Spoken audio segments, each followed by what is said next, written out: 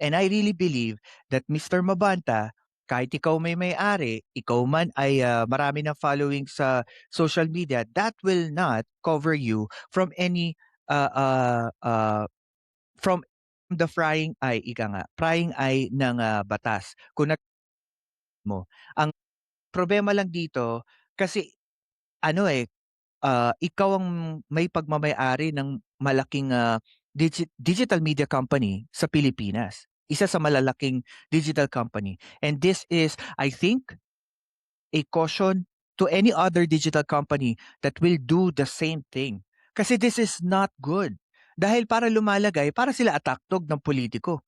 Kumbaga, kung magbibigay ang politiko A ng 100 million, si politiko B magbibigay ng 250 million, does it mean to say, kaya yung kanilang mga komento, mga videos, ay patungkol sa isang politiko at hindi at panira naman sa isang politiko is because of 'di ba nabayaran sila. So ngayon, I think what the public is thinking about his social media news network para bang bayaran sila. So all of the words that they're spouting or spewing out in public pawang hindi totoo. Kumbaga credibility wise din pala sila just the same as the mainstream media. Yan.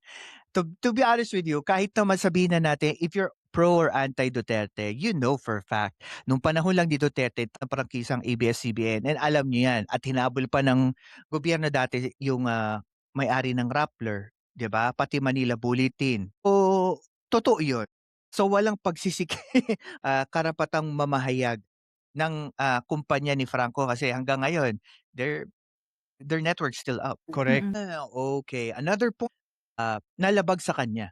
Mm. Actually guys, just to add up, ang tindi po ng mga ganyang extortion issues or cases dito sa Amerika.